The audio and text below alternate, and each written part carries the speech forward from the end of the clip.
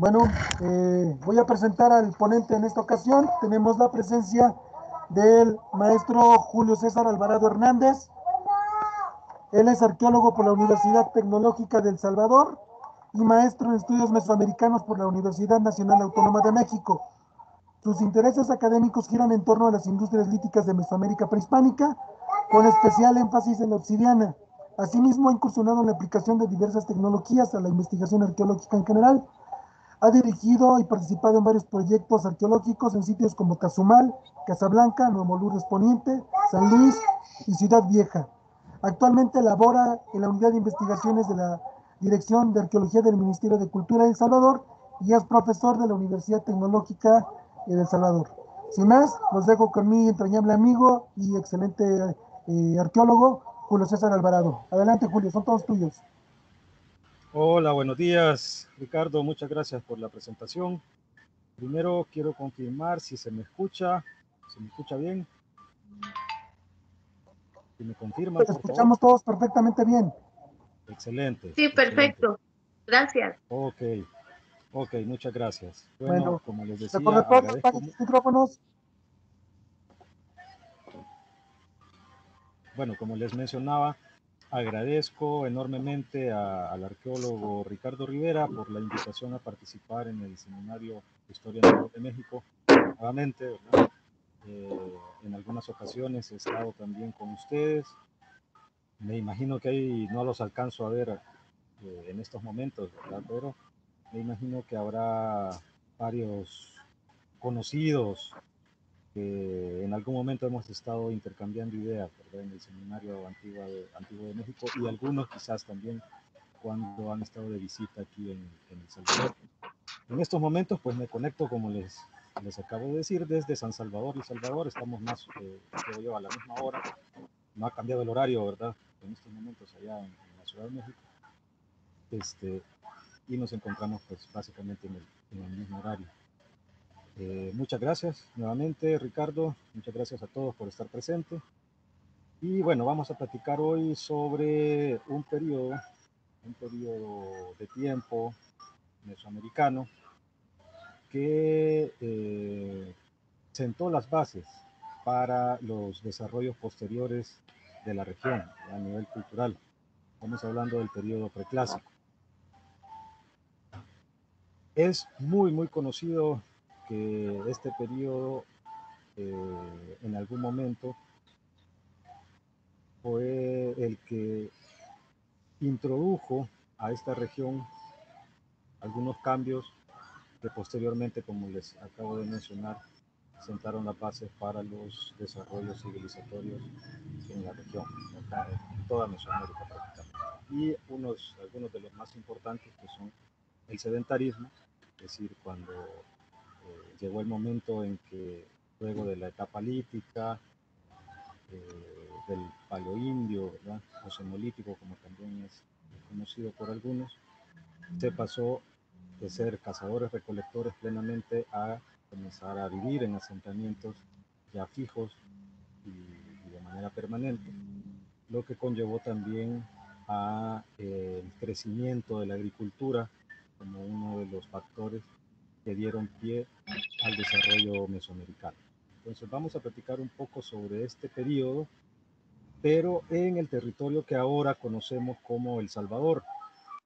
Obviamente en aquel momento y durante toda la época prehispánica no existían las fronteras actuales, ¿verdad? No había un territorio que se llamara El Salvador, Guatemala, México, ¿verdad? O los estados mexicanos, ¿verdad? No existía Chiapas como tal, Yucatán, Tabasco, Campeche, Veracruz, todo eso no existía. Eso es muy posterior, ¿verdad? Entonces, sin embargo,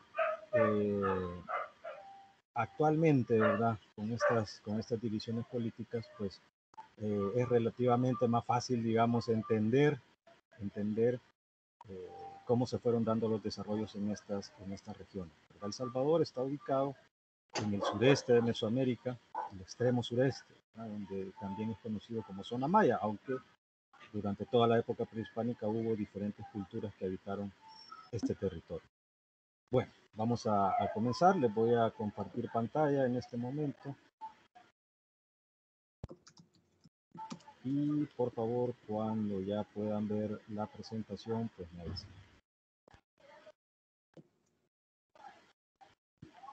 Les aviso.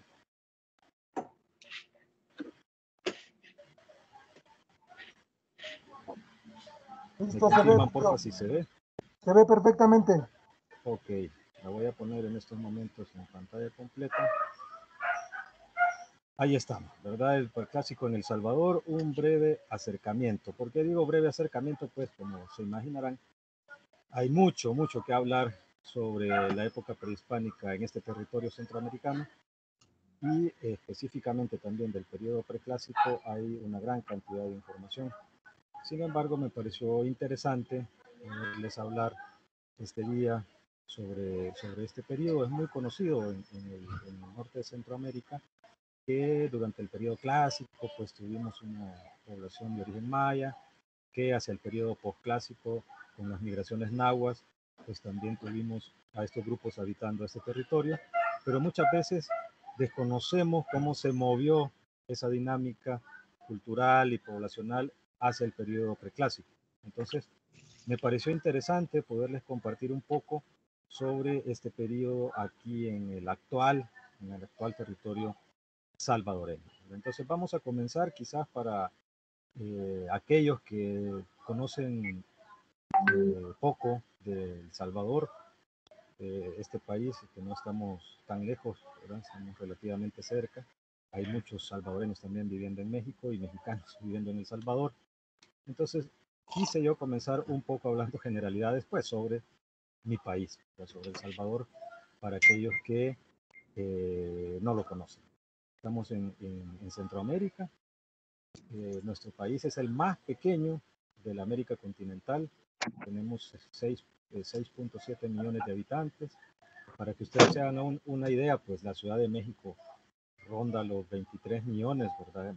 Y eso aumenta si tomamos en cuenta el área metropolitana, quizás está llegando a unos 30 millones de habitantes, solamente la Ciudad de México. Entonces, en El Salvador, el país por completo tiene 6.7 millones de habitantes. Y a eso le sumamos unos 2.5 millones que se encuentran viviendo fuera de nuestras fronteras. Eso es un caso muy particular. El Salvador es un país que tiene alrededor del 25 al 30% de su población viviendo fuera de sus fronteras.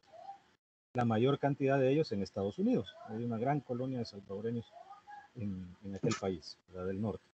En cuanto al área, El Salvador es un país, como ya les mencioné, el más pequeño de la América continental y tenemos un poquito más de 21.000 kilómetros cuadrados de superficie. Para que ustedes se hagan una idea también, el estado de Hidalgo en México tiene casi 21.000 kilómetros cuadrados de superficie. Entonces, más o menos el área del estado de Hidalgo es casi la misma área que la República del Salvador. El punto más alto en el país, en todo el territorio, es el Cerro El Pital y alcanza los 2.700 metros sobre el nivel del mar. También para que ustedes más o menos tengan una idea, la Ciudad de México anda por ahí de los 2.200 metros sobre el nivel del mar.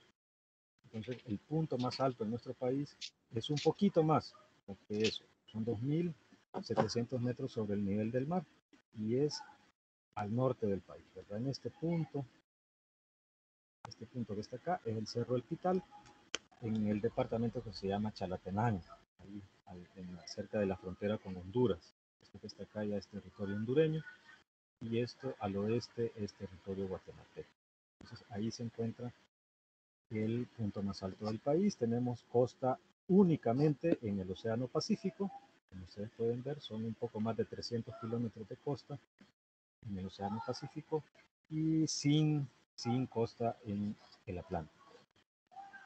La moneda que ocupamos actualmente es el dólar, el dólar estadounidense, la moneda de curso legal en El Salvador, que equivale en la antigua moneda, ¿verdad?, que utilizábamos desde el año 2001 fue la dolarización, y la antigua moneda que utilizábamos era el colón, que equivale a más o menos a unos 9 colones por un dólar, algo así. Y bueno, el Producto Interno Bruto per cápita anda por los $4.170 al año, ¿verdad? Y el índice de desarrollo humano es 0.673 según datos de la ONU, y es un índice de desarrollo medio. Las ciudades más importantes actualmente en el país, la capital es San Salvador, aquí casi al centro del territorio, ¿verdad? Tiene la ciudad capital más o menos en toda el área metropolitana, quizás llega a unos cerca de los 2 millones de habitantes, más o menos. Y luego otras ciudades también importantes, Santa Ana al occidente, ¿verdad? Que anda por ahí de los 400.000, 500.000 habitantes. Y lo mismo sucede con San Miguel al oriente del país. Entonces, compartimos frontera, como ya les digo, con Guatemala, con Honduras y en el Golfo de Fonseca también con Nicaragua, ¿verdad? Esta península que se ve acá en este extremo de la imagen es ya territorio nicaragüense. Hay algunas islas del Golfo de Fonseca que pertenecen también a El Salvador. Entonces, bueno, quise empezar con estas generalidades para que ustedes también tuvieran una idea del territorio del que vamos a estar hablando en estos momentos, ¿verdad? Únicamente que, pues, estos son datos actuales y nos vamos a trasladar ya a partir de este momento varios milenios de años atrás, ¿verdad? Nos vamos a ir a la época prehispánica, hacia el periodo preclásico, siempre dentro de este territorio. Aquí tenemos la situación geográfica, ¿verdad? Esta es Mesoamérica, el área mesoamericana, que fue definida por Kirchhoff, ¿verdad? Ya a mediados del siglo pasado, gracias a algunos elementos culturales que él identificó y agrupó, que se compartían en toda esta región, principalmente hacia el periodo posclásico, ¿verdad? Hacia los últimos años de existencia de Mesoamérica como tal. Entonces, definió varias regiones, ¿verdad? El norte de México, el occidente, centro, la zona del Golfo, Guerrero, Oaxaca, la zona maya y el área que se conoce como Centroamérica, que es el extremo sureste. Esta zona que dice acá zona maya también es conocida de esa manera, como el sureste de Mesoamérica, porque, digamos, maya es generalizar demasiado, ¿verdad? De hecho, para el periodo preclásico, los primeros años de Mesoamérica, de su existencia como tal, en el periodo preclásico, pues no existía un grupo cultural que se pudiese definir como maya, ¿verdad? En esta región. Eso es un desarrollo posterior. Además de que también habitaron esta zona muchos otros grupos culturales durante toda la época prehispánica. Entonces, regularmente a toda esta zona maya o centroamericana también se le conoce como sureste, que es un poco más genérico. Entonces, vamos a hablar de esta región precisamente, de la región sur del sureste mesoamericano, que incluye culturalmente a parte del territorio de Chiapas, toda la costa sur de Guatemala, aquí en el Océano Pacífico, y parte del territorio del Salvador. El occidente y centro del Salvador se puede incluir en lo que se podría llamar como el sur del sureste de Mesoamérica. Entonces, ahí estamos para ubicarnos geográficamente del área que vamos a estar hablando en esta presentación.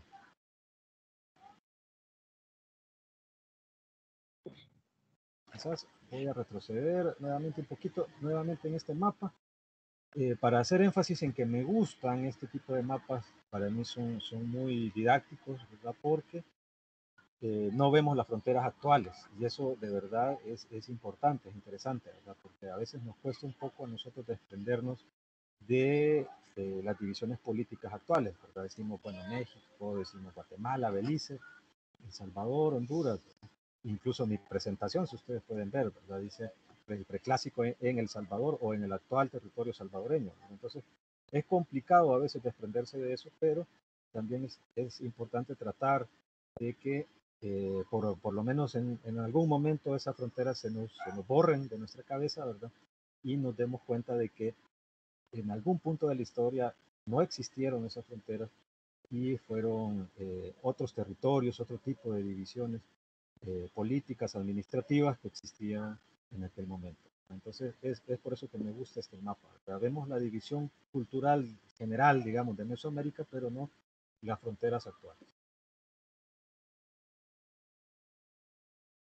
Vamos a hacer un zoom. Hacemos un zoom, hacemos un acercamiento. Aquí estamos viendo toda Mesoamérica y ahora vamos a hacer un zoom a esta área, a este sector de la región mesoamericana. Entonces nos acercamos y aquí vemos ya el territorio que actualmente pertenece a los países de Guatemala, Honduras, El Salvador y parte de México acá, de Chiapas, en la parte izquierda de su pantalla. Entonces, aquí vemos los sitios más relevantes de los que vamos a estar hablando, que fueron ocupados durante el periodo preclásico. Voy a hacer un acercamiento para que lo puedan ver bien, por si acaso no es posible verlos nítidamente en la pantalla. Aquí tenemos la zona de la costa pacífica de Chiapas y de Guatemala. Los sitios, hay muchos más sitios, ¿verdad? Muchos más, cientos de sitios, pero estos son los que vamos a ir mencionando en la presentación. En Chiapas, Paso de la Amada, Izapa. En Guatemala tenemos Tacalicabá, Gelujuste, el Mesac, aquí en la costa, ¿verdad?, del Pacífico. Chocolá, estos quedan en la boca costa guatemalteca, ¿verdad? Aquí comienza a subir el territorio, el terreno, ¿verdad?, topográficamente en Guatemala, hacia lo que se conoce como tierras altas, ¿verdad?, el altiplano guatemalteco. Otros sitios como San José Chacayá, El Baúl, Monte Alto, y en las tierras altas, ya propiamente dicho, de Guatemala, Caminalcuyú, este gran asentamiento que tuvo una ocupación importante durante el periodo preclásico y durante el clásico temprano también, una zona pues urbana completamente, ¿verdad? Una gran ciudad que desgraciadamente ahora se encuentra pues prácticamente en su totalidad bajo la actual capital guatemalteca, bajo la ciudad de Guatemala. Son algunos pequeños reductos del sitio arqueológico Caminalcuyú que todavía se pueden observar y están protegidos en algunos parques arqueológicos. Aquí tenemos también el sitio Naranjo y importante también el yacimiento de obsidiana del Chayal, que está muy cerca ahí de la ciudad de Guatemala, un poquito al norte de la ciudad de Guatemala. Fue un yacimiento de obsidiana muy relevante para toda la época prehispánica y pues también para el periodo preclásico. Luego nos vamos moviendo un poquito más hacia el este, y llegamos a territorio salvadoreño. Aquí otro yacimiento de obsidiana muy importante, Ixtepeque, que queda actualmente en territorio guatemalteco, ¿verdad?, y que fue el yacimiento que básicamente proveyó de obsidiana a todo lo que ahora es el actual territorio de El Salvador y parte de Honduras durante prácticamente toda la época prehispánica. Casi más del 90% de la obsidiana que se puede encontrar en cualquier sitio arqueológico de El Salvador, de cualquier periodo, proviene de Ixtepeque. Y algunos de los sitios que vamos a ver durante la presentación, que actualmente pues quedan en territorio salvadoreño. Chalchuapa, que es uno de los más conocidos. Creo que algunos de ustedes, de los participantes del curso, conocen, de hecho, ¿verdad?, la zona arqueológica de Chalchuapa.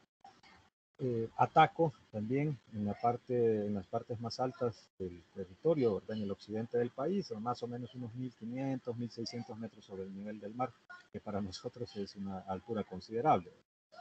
Y Santa Leticia también, aquí mismo, muy cerca.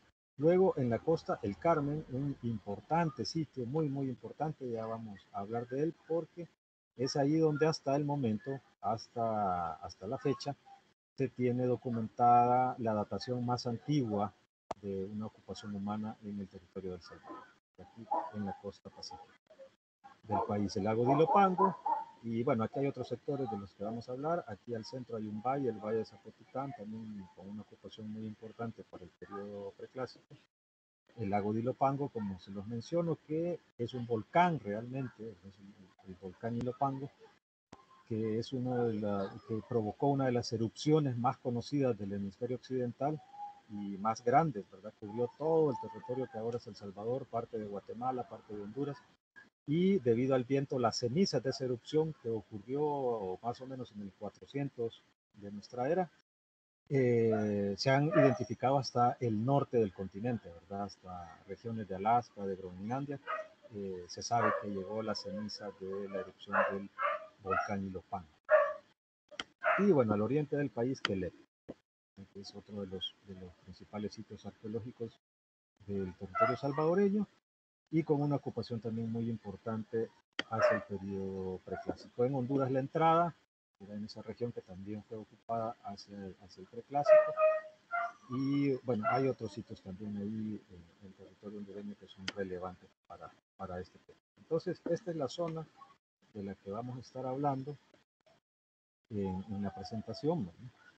Y son los sitios pues principales de los tantos que se pueden conocer, de los que se puede platicar en la región del sureste de Mesoamérica, ¿verdad? Específicamente al sur de esta región. Hay una gran variedad de sitios, ¿verdad? En todos los nichos ecológicos, como ustedes pueden ver, tanto en la zona costera, en la boca costa, ¿verdad? Como en las tierras altas. Hay diversidad de nichos en los que la población se asentó para el momento y para toda la historia de la Mesoamérica prehispánica. Ahora ya que nos ubicamos geográficamente, nos vamos a ubicar también cronológicamente, ¿verdad? ¿De qué periodo vamos a estar hablando? Pues el periodo preclásico, dependiendo de la región, inicia, por ejemplo, hacia el centro de México, en la zona del Golfo, Veracruz, también en el área de Oaxaca y un poquito más al sur, pues casi siempre se coloca por ahí del 2000, 2500 antes de Cristo, ¿verdad? Antes de nuestra era. Y va variando un poco. Más al sureste, esto es un poquito más tardío y casi siempre utilizamos fechas que andan por el 2000, entre el 2000 a 1500 antes de nuestra era. El inicio del periodo preclásico, que se divide en tres subperiodos, digamos, que son el preclásico temprano, que va más o menos de esa época, dependiendo de la región, del 2000 antes de nuestra era hasta por ahí del 1200, dependiendo de la región, como les digo, antes de nuestra era. Luego comienza el preclásico medio, más o menos 1200 antes de nuestra era, hasta por ahí del 400 antes de nuestra era, y finalmente el preclásico tardío. El preclásico tardío que va pues de esa misma temporalidad, 400 antes de nuestra era, hasta el 200 por ahí de nuestra era, ya después de Cristo, ¿no? Y eso varía también dependiendo de la región. En el centro de México, por ejemplo, a veces se considera que el preclásico tardío termina cerca del año 0, ¿verdad? O incluso hasta por ahí del 100 de nuestra era, ¿verdad? Sin embargo, aquí al sureste, incluso puede ser que algunas regiones todavía consideren que están dentro del preclásico tardío hacia 200, 300 de nuestra era. También hacer la salvedad para que no se vayan a confundir, en algunos textos y también algunos investigadores llaman al periodo preclásico periodo formativo. Eso es otra manera de llamarle, estamos hablando del mismo periodo, ahora son sinónimos.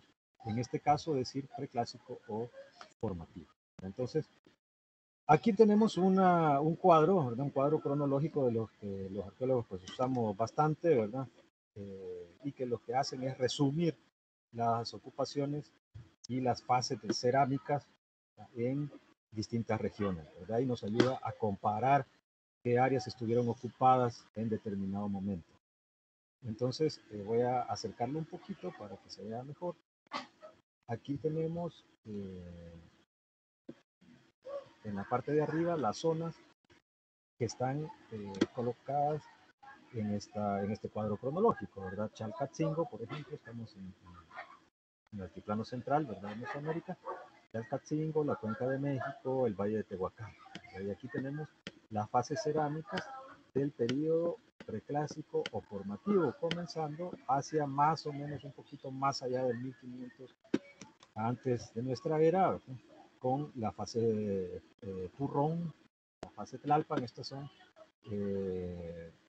fases que indican formas de elaboración de la cerámica. Entonces la cerámica se agrupa, se clasifica y se coloca también cronológicamente, ¿verdad? Entonces se le da un nombre a estos grupos, y eso pues nos ayuda a denominar la fase de ocupación de cada uno de estos periodos. Y aquí vamos avanzando, si ustedes pueden ver, vamos avanzando hasta terminar más o menos por ahí del 100 de nuestra era, ¿verdad? Con fases como Ticomán, Atoto y Santa María en el Valle de Tebo. Luego, en el Valle de Oaxaca, tenemos las fases Tierras Largas, que es la más antigua, ¿verdad? Más o menos por 1400 hasta 1200 antes de nuestra era, hasta llegar a la fase Monte Albán I, hacia el periodo preclásico tardío o formativo tardío. En Chiapa de Corzo también tenemos la fase Cotorra, ¿verdad? Que es la más antigua, y muy importante, ¿verdad? Muy importante para nosotros, las fases Altamira en el sitio, de Altamira en el Soconusco, ¿verdad? Esto es importante en la zona de Chiapas. Perdón.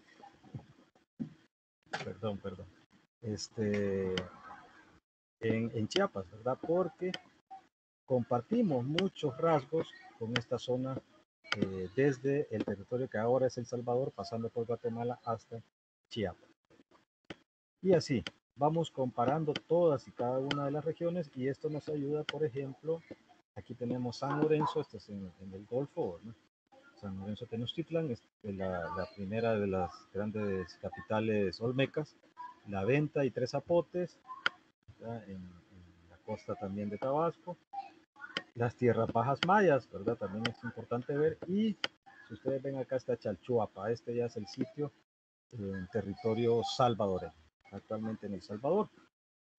Y podemos ver, si nos acercamos un poco, que la fase TOC, la más antigua, para el caso de Chalchuapa en El Salvador, anda más o menos cerca del 1100, 1200 antes de nuestra era, y fue contemporánea a fases como la San Lorenzo A y B en San Lorenzo, ¿verdad? La fase Cuadros en Chiapas, San José en Oaxaca, ¿verdad? Y la fase, por ejemplo, Barranca Temprano y Ayotla en el altiplano central. Entonces, en ese momento, en ese preciso momento, estaban siendo habitados al mismo tiempo todas estas regiones de Mesoamérica, absolutamente todas.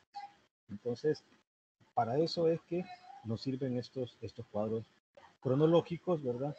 Porque podemos comparar y darnos cuenta de que hay un preciso momento de ocupación en el que toda la región estuvo ocupada. Y específicamente en este caso hablando del periodo preclásico. Vamos a continuar. Tenemos otro cuadrito, ¿verdad? Ya este es más específico, ya no vemos toda Mesoamérica, estamos ya en el sureste, ¿verdad? Solamente en el sureste de Mesoamérica. Ahí tenemos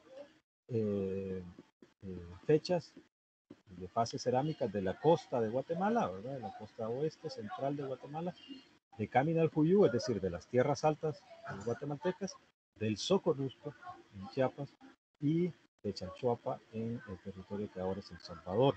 Y como podemos ver, aquí tenemos fechas que van del periodo arcaico, es decir, antes de que Mesoamérica llegase a formarse como tal. Quizás aquí hacer esa aclaración, ¿verdad? Hay algunos periodos que han sido pues delimitados, digamos, por los investigadores, por los arqueólogos, que hablan de una etapa lítica o arqueolítica que va desde la entrada del ser humano al territorio americano, dependiendo del autor que ustedes citen. Eso pudo haber sucedido entre 15 a 30.000 años antes del presente, ¿verdad? La entrada del ser humano al continente americano. Hay disparidad ahí, algunos investigadores sostienen que no pudo haber sido tan temprano, ¿verdad? Y ponen ese ingreso del ser humano a América ahí entre el 12.000 y 15.000 antes del presente. Hay otros investigadores que en base a algunas pruebas que se tiene, ¿verdad? Pruebas científicas, que consideran de que esa entrada fue mucho más temprana, entre por ahí del 25 a 30.000 años antes del presente. ¿Verdad? Entonces, dependiendo del autor que ustedes busquen, se puede variar ahí un poco la datación de ese ingreso del ser humano al continente americano, pero es ahí precisamente en ese momento que comienza la etapa lítica o arqueolítica, ¿no? Y esta concluye más o menos ahí del 7000, 8000, ¿verdad? Antes de nuestra era, cuando comienza lo que algunos autores llaman paleoindio u otros llaman cenolítico. Entonces, es otra etapa, ¿verdad?, donde varía la tecnología lítica, la tecnología de fabricación de utensilios de piedra. En ese momento no hay cerámica, no hay sedentarismo, solamente las sociedades forman grupos de cazadores-recolectores y probablemente ya para el cenolítico hay una agricultura ahí incipiente quizás, quizás hay una agricultura incipiente. Y ese periodo termina precisamente más o menos entre 2000 y 2500 antes de nuestra era, cuando surge, cuando se forma culturalmente el área mesoamericana. Les voy a pedir disculpas en este momento, debido a que mi vivienda queda aquí cerca de una calle, ¿verdad? Entonces pasan algunos vendedores, si hay algún ruido. Entonces, en ese momento, como les digo, finaliza el paleoindio o etapa cenolítica y comienza y se conforma lo que Kirchhoff llamó Mesoamérica. Esto gracias a, como lo mencioné al principio, el sedentarismo y el origen de la agricultura. Entonces, en ese momento, como ustedes pueden ver acá, comienza la ocupación, o mejor dicho, ya se ocupa buena parte del territorio mesoamericano y en este caso el sureste. En el caso del Soconusco, la fase Barra, Locona o Cos ya son del preclásico temprano mesoamericano, ¿verdad? Y bueno, hasta que finaliza más o menos por ahí del año pues 100 de nuestra era, cerca del año 0 también de nuestra era, con las fases Guillén y Apre. Esto es en el Soconusco. Es importante, menciono esto porque si ustedes pueden ver en la costa oeste de Guatemala también tenemos las mismas fases, Locona, Ocos, Cherla, Cuadros, Jocotal, hacia el preclásico temprano. Y a pesar de que no aparecen aquí en el caso de Chalchuapa, ¿verdad?, que comienza su ocupación cerca del 1200 antes de nuestra era, hay otros sitios en la costa del territorio salvadoreño que sí tienen ocupación de las fases Locona, Ocos, Cherla y siguientes. Entonces, eso es importante, ya lo vamos a ir viendo. Vamos a seguir avanzando. Ahora venimos de Mesoamérica, del sureste, y ahora aterrizamos en territorio plenamente salvadoreño. Hay algunos sitios que han sido muy estudiados actualmente o últimamente, ¿verdad?, en las últimas décadas en El Salvador. Y sabemos, ¿verdad?, que hay ocupación más o menos desde 1200, 1300 con toda seguridad antes de nuestra era, y fechas más antiguas también se tienen en algunos sitios, ¿verdad?, del país, con ocupación desde el periodo preclásico y en algunos casos como el de Chalchuapa, esa ocupación fue ininterrumpida durante toda la época prehispánica, comenzando en el preclásico temprano de hecho y finalizando hasta la llegada de los españoles y hasta la actualidad, ¿verdad? Por ejemplo, en el caso de Chalchuapa es un sitio que se mantuvo ocupado toda la época prehispánica, la colonia y en la actualidad también. Más de 3000 años de historia ininterrumpida. Y bueno, aquí hay otras regiones del Salvador. Chalchuapa y Santa Leticia quedan al occidente del país, en la parte alta, digamos, del territorio del occidente del Salvador. El valle del río Ceniza, se encuentra en el occidente, pero también al sur del país, ¿verdad? Al suroeste del territorio salvadoreño. La cuenca del Paraíso es hacia el norte del Salvador y Quelepa hacia el oriente del país.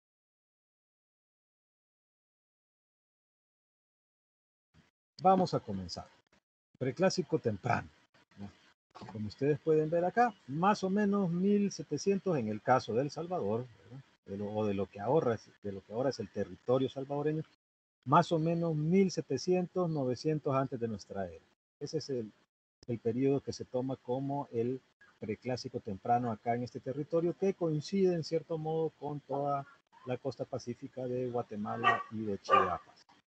Vamos a tomar en cuenta sitios como Paso de la Amada en Chiapas, el Mesac en Guatemala y del que vamos a hablar un poquito, el Carmen en El Salvador. Como ya vimos en los cuadros cronológicos, las fases cerámicas más representativas de este periodo en la costa del Pacífico son la fase Locona, la fase Ocós, la fase Barra, Cherla, ¿verdad?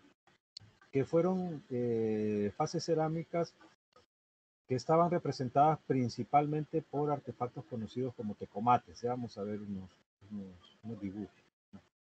Entonces, sitios muy pequeños, costeros, ¿verdad? Muy, muy chiquitos. En el caso de El Salvador, el Carmen, este sitio, voy a acercar un poquito. Aquí, ¿verdad? En la costa pacífica, este es el Mesac en Guatemala. Aquí está Paso de la Amada en Chiapas. Y el Carmen en El Salvador. Estos sitios estuvieron ocupados al mismo tiempo, en el mismo momento, preclásico temprano, entre 1700 y 900 antes de nuestra era. Comparten fase Locona, fase Ocós y también comparten el ambiente, el medio ambiente en el que se establecieron. Y eso es curioso. Parece que las primeras ocupaciones en Mesoamérica, por lo menos, quizás estoy generalizando demasiado, por lo menos en la costa pacífica y en el sureste de Mesoamérica, las primeras ocupaciones se dieron acá en el área costera.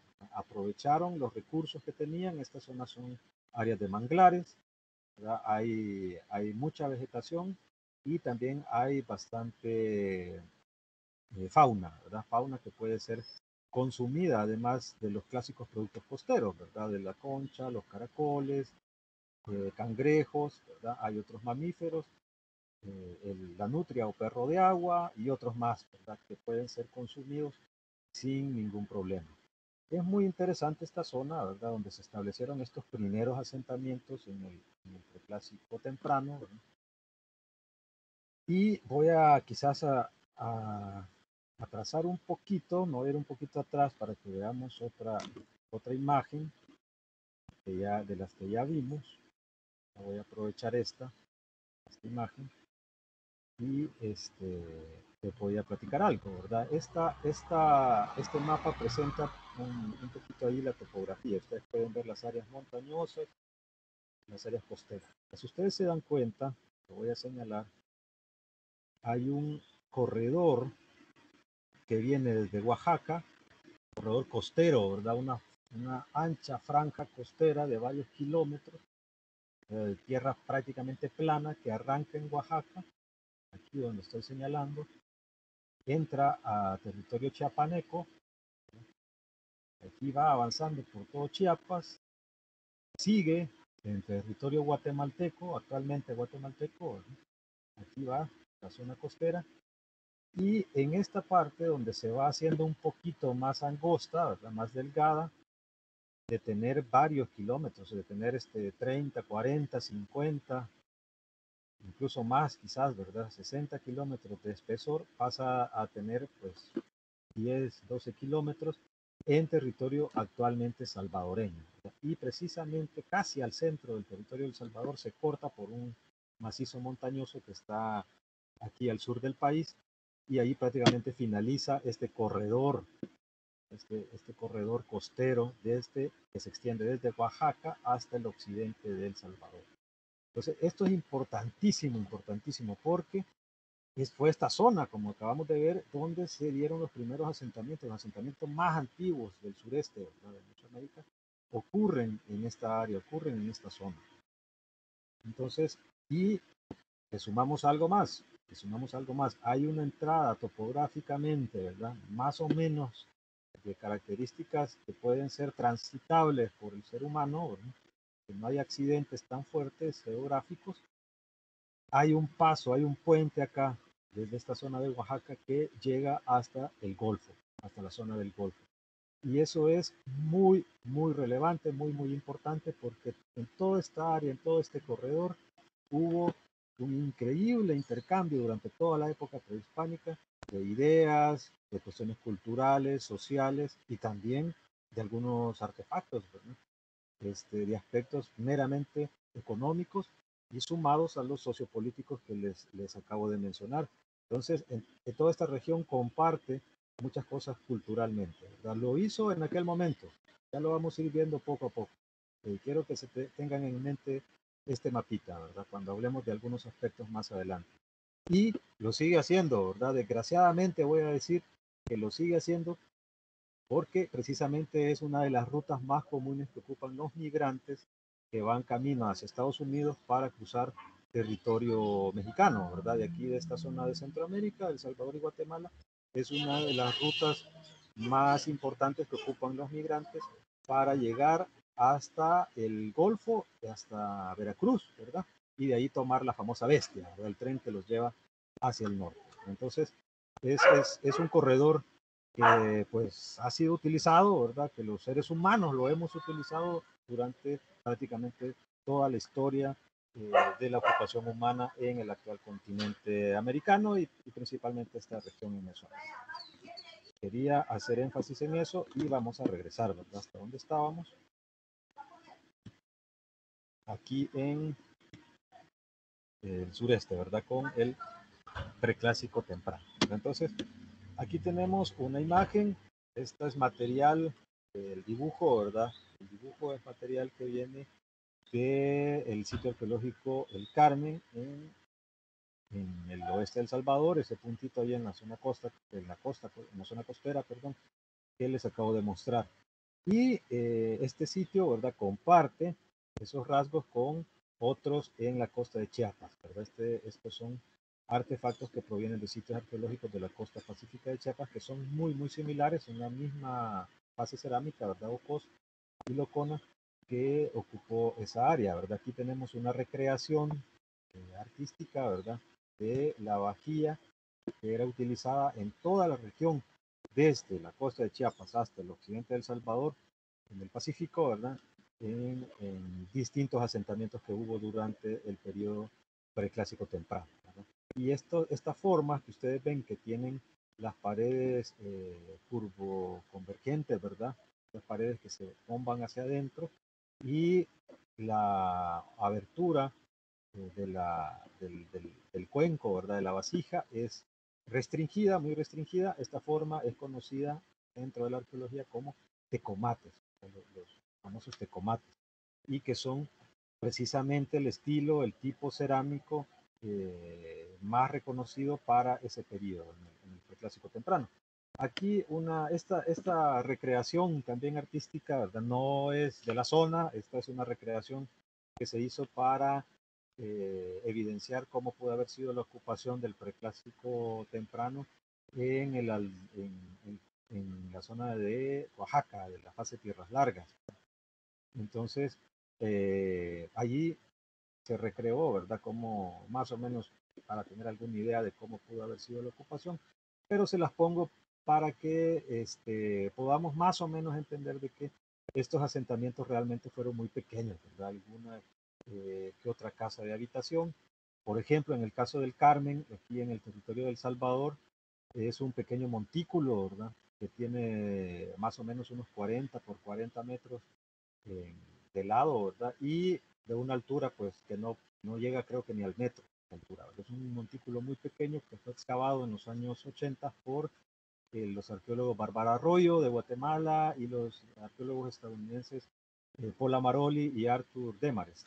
Ellos excavaron el sitio en los 80 y obtuvieron algunas, además de los tipos cerámicos que eran similares a otros asentamientos en la costa guatemalteca y chiapaneca, también obtuvieron algunas muestras de carbón, de restos orgánicos, que por suerte se tuvo la posibilidad de que fueran fechados por carbono 14, y de ahí es que tenemos estas dataciones, ¿verdad? De que el asentamiento estuvo ocupado aproximadamente entre el 1500 y el 1700 antes de nuestra era, es decir, hace 3700 años, más o menos. Esto, pues no es mucho, la verdad no es mucha la información, y prácticamente casi lo único que tenemos en El Salvador en cuanto al preclásico temprano. No quiere decir que sea el único sitio, hay más sitios, ¿verdad?, en la costa, pero es el único que ha sido trabajado, investigado más o menos a profundidad. Hace falta mucho por hacer aquí en El Salvador arqueológicamente para poder reconstruir nuestra historia, y pues el caso del preclásico temprano es uno de ellos, ¿verdad? Son muy pocos sitios de los que tienen información, y el Carmen es el que más a profundidad se ha estudiado de ese periodo, ¿verdad?, del preclásico temprano, y estamos hablando que se investigó en los años 80, allá hace algún tiempo. Vamos a continuar, entramos al preclásico medio, ¿verdad?, 900 al 400 antes de nuestra era, y aquí vamos a platicar principalmente de Chalchuapa. Hay otros sitios que los vamos a mencionar también, pero la ocupación principal, o bueno, digamos que el sitio más investigado y más conocido hasta el momento con ocupación de este periodo en El Salvador es Chalchuapa. Nuevamente hago énfasis en que no significa que sea el único, hay muchos más sitios, ¿verdad?, que tuvieron ocupación de la época, pero que no han sido investigados tan a profundidad. No han sido investigados tan a profundidad. Entonces, vamos a ver qué tenemos para el preclásico medio. Aquí sí hay un poquito de más información. Ya hay más datos. Vamos a hablar de Chalchuapa, como les digo. Aquí hay un mapa topográfico de la zona norte de la actual ciudad de Chalchuapa, que también es la parte norte de la ocupación prehispánica de la zona, y es donde hubo una ocupación principal hacia el preclásico, hacia el periodo formativo. Voy a hacer un acercamiento para que lo puedan ver mejor. Aquí está. Estas son las estructuras que se encuentran visibles actualmente en Chalchuapa, ¿verdad? Más o menos tenemos un poco más de 1 kilómetro de extensión en el eje norte-sur acá, y este es un centro ceremonial realmente. Es un centro ceremonial que se comenzó a edificar hacia precisamente el preclásico medio. En Chalchuapa tenemos una datación más antigua, que es de finales del preclásico temprano, en 1200 antes de nuestra era, pero ocurrió esta datación extrayendo material de una laguna que queda aquí en Chalchuapa, ¿verdad? Creo que sale, es esta que está acá al sur, ¿verdad?, la laguna Cuscachapa. Y aquí se hicieron en los años 60, Robert Sharer, arqueólogo estadounidense, hizo algunas investigaciones en toda la zona de Chalchuapa. Son de las excavaciones, los proyectos arqueológicos más importantes en la historia del país, en la historia de El Salvador.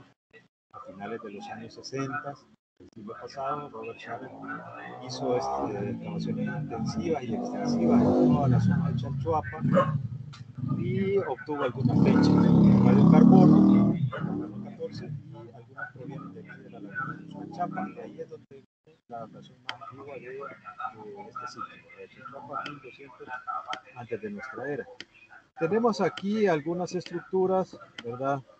La principal es la estructura E31, que es una de las más grandes estructuras prehispánicas que se conocen en El Salvador. Tiene 23 metros de altura, de hecho comenzó a ser edificada en el preclásico medio, y en su momento entre el preclásico medio y preclásico tardío llegó a ser de las estructuras más altas de todo el sureste de Mesoamérica, ¿verdad?, con sus 23 metros de altura.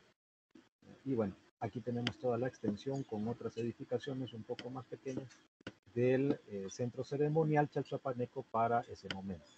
¿Y qué podemos decir de Chalchuapa? Bueno, como ya les mencioné, ¿verdad?, la estructura de 3.1, que comenzó a ser construida hacia el preclásico medio, con una ocupación, con un auge, digamos, del sitio hacia el periodo preclásico tardío. Luego, en la finca Las Victorias, ubicada al noroeste de la localidad, se identificó un monumento con características olmecas, el monumento 12 o Piedra de las Victorias, como se le conoce. Fue identificado por Stanley Box a mediados del siglo pasado. Y como ya se los mencioné, en la laguna Cusca, Chiapas, se identificó la cerámica más antigua del asentamiento prehispánico, datado hacia 1200 antes de nuestra era.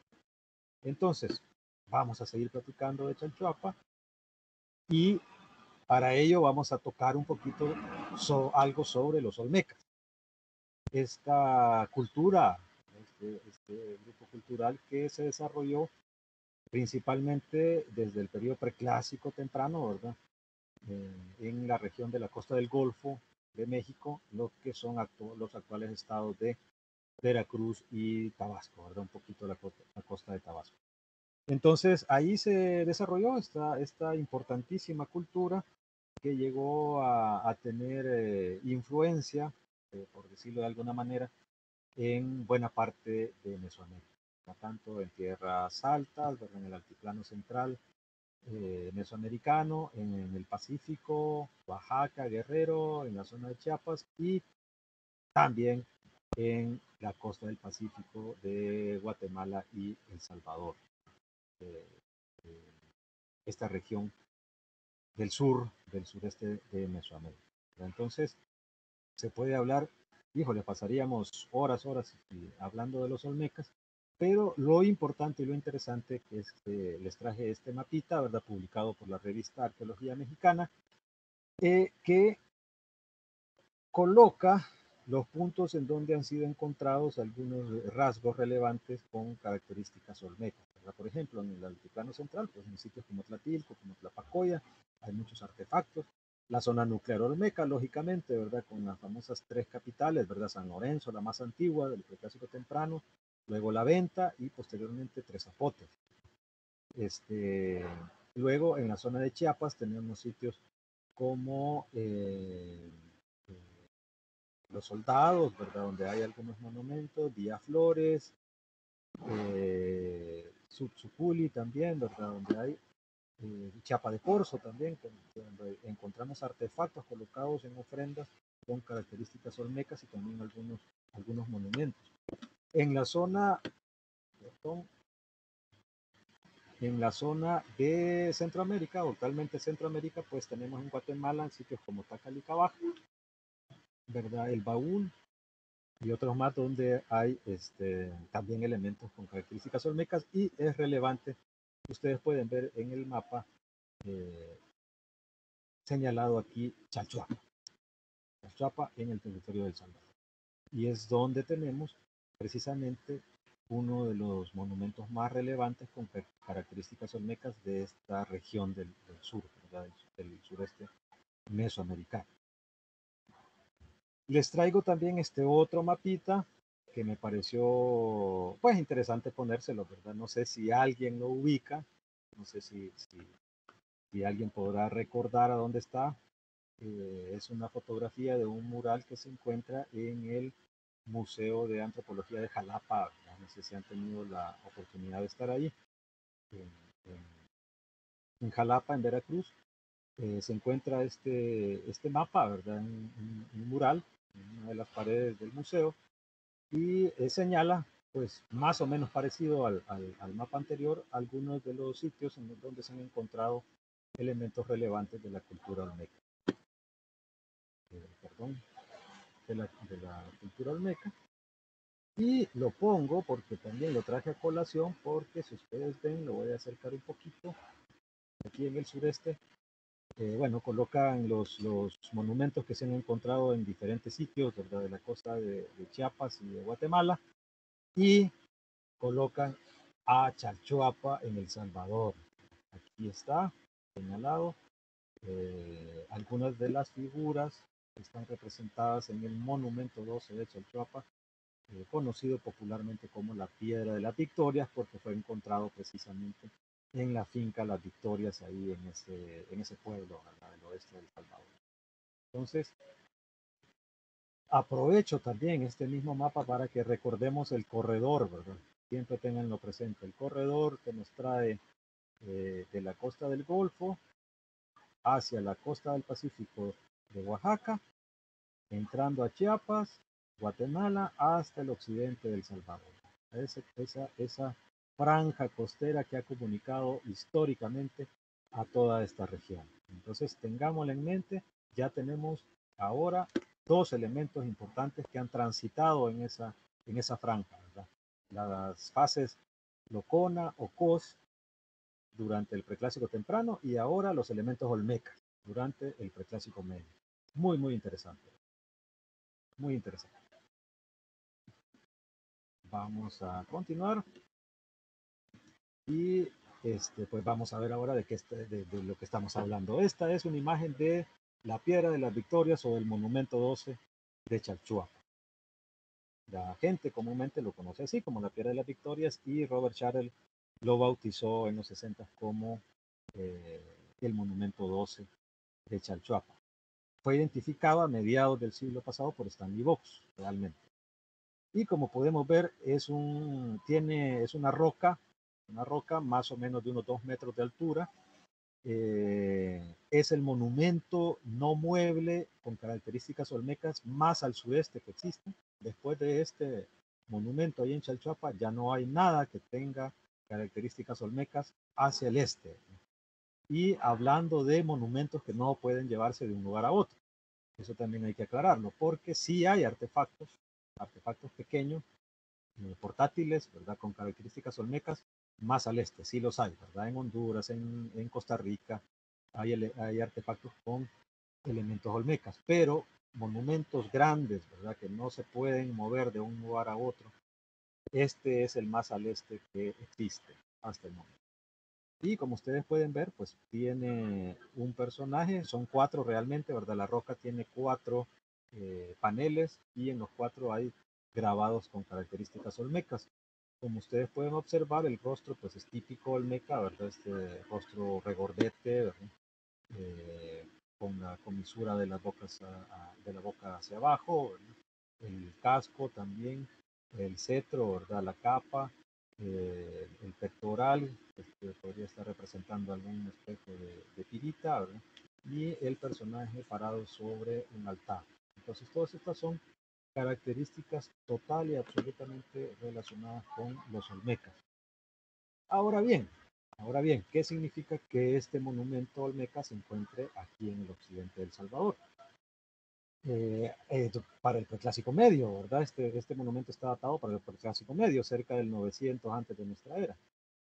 Hay muchas teorías, pues no se puede comprobar tajantemente, ¿verdad? Hay quienes dicen que probablemente esté dedicado a alguna visita de algún dignatario político, ¿verdad? Que vino a esta zona o algún emisario comercial también de alguna región, quizás no de la zona nuclear olmeca, ¿verdad? Pero sí por lo menos de algún sitio como los vimos en los mapas de la costa de Chiapas o de Guatemala, que sí a lo mejor tenían alguna ocupación olmeca relevante y se tuvo esa conexión con Chalchuapa. Hay que decir de que aquí en El Salvador, además de la Piedra de las Victorias y alguno que otro artefacto que no es tan seguro de dónde haya provenido, que vamos a ver algunos ahorita más adelante, pues no hay mayor evidencia de que haya habido una colonia, un asentamiento olmeca en este territorio, más allá de este monumento. Hay alguno que otro tiesto por ahí que tienen decoraciones olmecas y estos otros artefactos que ya les voy a mostrar unas fotografías, pero que no se sabe, o sea, están en colecciones privadas y por ende no se sabe a ciencia cierta de dónde provienen. Nada más pues se hace la alusión a que son del occidente del Salvador. Entonces, son 4 personajes que tiene la Piedra de las Victorias con características olmecas. Aquí tenemos otro de los paneles de la misma piedra, de la publicación de Sharrell de los años 60. Y como podemos ver, pues los personajes son típicos eh, individuos con características olmecas. Totalmente. Pero, ¿a qué se parece estos monumentos? ¿A dónde podemos ver elementos pues, similares, ¿verdad? Dentro de la región? Aquí tenemos, por ejemplo, este grabado de los soldados, el sitio que les mencioné, que queda cerca del pueblo de Pijijiapan, en Chiapas. Esta es una publicación del I del año 2007, ¿verdad? Y aquí tenemos este grabado, ¿verdad? Que también presenta algunas características olmecas y que en cierto modo, ¿verdad? No es que sean idénticos, pero en cierto modo se puede hacer un símil con lo que se encontró en Chachuapa, ¿verdad? En la piedra de las Victorias. Esta roca, como les mencioné, esto tiene 2 metros de altura más o menos, no está aquí la escala, pero sí son unos 2 metros de altura y un poco más de 2 metros de ancho. Entonces, aquí tenemos este de Pijijiapan, en Chiapas, que presenta más o menos esas características. También otros monumentos relativamente similares. Aquí tenemos uno en Guerrero, ¿verdad? El pueblo de San Miguel Amuco, y en Morelos, en Chalcatingo, ¿verdad? También hay otros grabados en roca que presentan características más o menos similares al que se encuentra en Chalchuapa, en la Piedra de las Victorias, y que todos estos, ¿verdad? El de Chalcatingo, el de San Miguel Amuco y el de Pijijiapan, todos son considerados como grabados con características olmecas, de ahí del Preclásico Medio, es decir, cuando el sitio que estaba en su auge, en su apogeo, en la costa del Golfo era La Venta, el sitio de La Venta. Vamos a ir avanzando también. A estos son los artefactos a los que me refería, ¿verdad? Que también se han encontrado en territorio o que tenemos en territorio de El Salvador, pero que desgraciadamente se encuentran en colecciones privadas y por ende pues no hay una certeza de su origen, ¿verdad? Sin embargo, pues por ejemplo, esta figurilla se considera que proviene de Aguachapán, aquí en El Salvador, ¿verdad? Hay un pueblo que se llama Tiquisaya, muy cerca de Chalchuapa, está como a 5 kilómetros de Chalchuapa, ¿verdad? Ese pueblo. Y es de donde se han extraído algunas piezas o se supone que es de donde se han extraído algunas piezas que presentan características olmecas. Y esta otra imagen la pongo porque si ustedes se fijan, la voy a acercar. Esta imagen que está a la izquierda en su pantalla es del Museo de Córdoba en Veracruz. Entonces la foto no es muy buena, lastimosamente, pero les pido que vean esta figurilla que está acá, esta cabecita que está acá, que es precisamente tiene características olmecas, ¿verdad? Una deformación craneana tabular erecta, los ojos muy comunes en algunas figurillas olmecas y la boca con comisuras hacia abajo. Entonces esto está exhibido en el Museo de Córdoba en Veracruz. Vean bien esa figurilla y aquí tenemos la figurilla que fue encontrada en Aguachapán, El Salvador. Son muy similares. Ya ustedes pueden observar los ojos con esos rasgos casi asiáticos, ¿verdad? Son muy similares. Lo mismo que la boca con las comisuras hacia abajo y importante también la deformación craneal o modelación del cráneo que presenta la figurilla y que podemos ver en esta que fue encontrada aquí en territorio salvadoreño. Es otro elemento con características olmecas que se ha encontrado aquí en el país. Ahí más o menos la escala es la misma, andan por unos 7, 8 centímetros, ¿verdad? Las cabezas de estas dos figurillas. Otro elemento con características olmecas encontrado presumiblemente en El Salvador es esta escultura de piedra verde, probablemente ya calleíta, no habría que hacer análisis, no se sabe, pero estuvo expuesta, estuvo también en colecciones privadas, se supone que fue saqueada y terminó siendo expuesta y pues siendo parte de las colecciones del Museo de Arte de Princeton, de la Universidad de Princeton en Houston, ¿verdad? En Estados Unidos. Allí fue expuesta, perdón, en el Museo de Arte de la Universidad de Princeton y en el Museo de Arte también de la ciudad de Houston. perdón. Allí fue exhibida y ahora forma parte de las colecciones de algunos de estos museos. Y si ustedes pueden ver acá, también me voy a acercar, es una figuría más o menos de unos 20 centímetros de altura, ¿verdad? Y presenta rasgos olmecas, ¿verdad? Las famosas cejas flamígeras, olmecas, la boca también recordando al felino, ¿verdad? Al jaguar, con las comisuras hacia abajo y algunos otros elementos que son plenamente identificables con los olmecas. Esta es la decoración que tiene tallada la figuría y la pongo porque a pesar de que fue saqueada y exactamente no se sabe de dónde es, según cuando se puso en estos museos, tanto en Princeton como en Houston, se colocaba en la ficha el origen como, y lo pongo aquí entre comillas, de la frontera entre Guatemala y El Salvador. Así se le ponía el origen, ¿verdad? de la pieza. Entonces, si se ve, si se hace el análisis de la serie de hallazgos que ha habido, pues se podría concluir, digamos, especulando un poco, que la figuría proviene, pues, muy probablemente del occidente salvadoreño, ¿verdad? Que precisamente hace frontera con Guatemala actualmente, ¿verdad? Entonces, la zona de Chalchuapa, de Atiquizaya, de Aguachapán, donde se han encontrado el monumento de las Victorias, ¿verdad? El monumento 12, de Piedra de las Victorias, la figuría que les mostré, otras piezas, algunos fragmentos de cerámica. Entonces, es probable que esta pieza, también este artefacto, provenga de esa zona. Entonces, aquí hay una fotografía también de Pamsi, ¿verdad?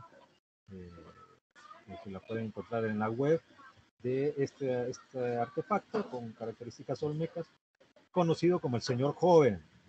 Así se le conoce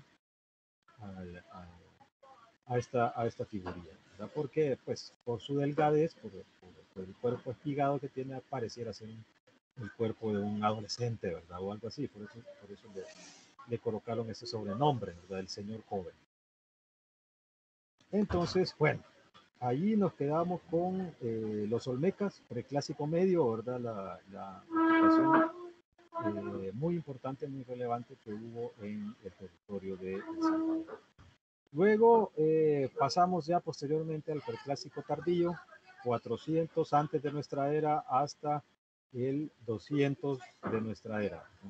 Esa es la última etapa de este periodo, del preclásico o formativo. Y vamos a mencionar algunos sitios relevantes de la región: Izapa, el Chayal, que es un yacimiento de obsidiana, como ya mencioné, Camino al Cuyú, en las tierras altas guatemaltecas, Monte Alto, en la Boca Costa, en El Salvador, pues Chalchuapa, Ataco, Santa Leticia y un poquito sobre el volcán Ilopán.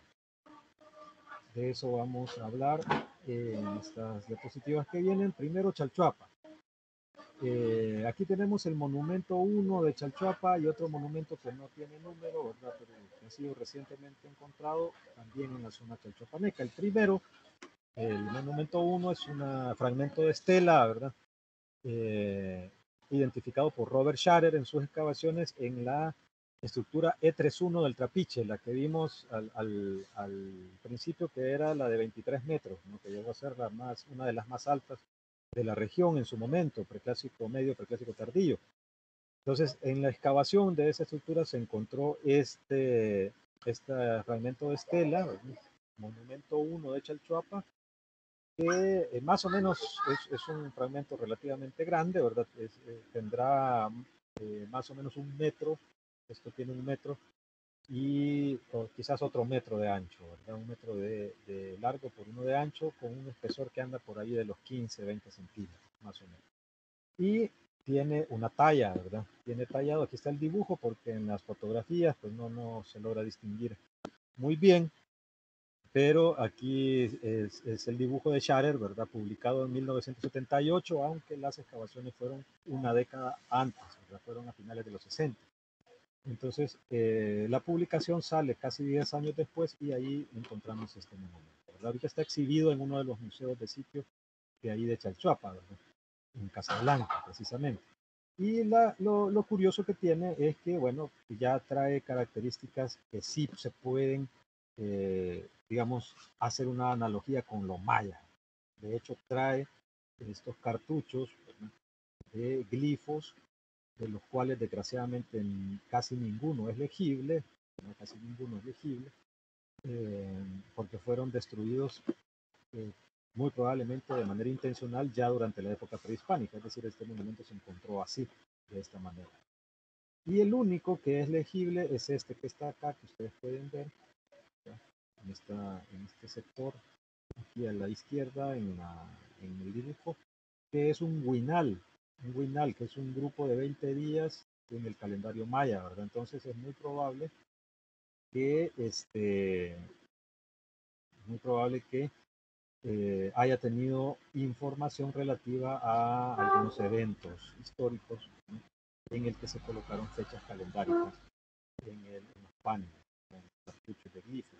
Desgraciadamente, pues, es el único que puede ser reconocido, ¿verdad? Y luego, pues, la imagen es un personaje que está sentado, ¿no?, se encuentra sentado y sosteniendo con una de sus manos un cráneo que probablemente está sangrando, ¿verdad?, según estas líneas que se ven acá que salen del cráneo. Entonces, a lo mejor está haciendo alusión a algún tipo de sacrificio. Este está datado para más o menos ahí del primer siglo de nuestra era. O sea, estamos en preclásico tardío para esta región.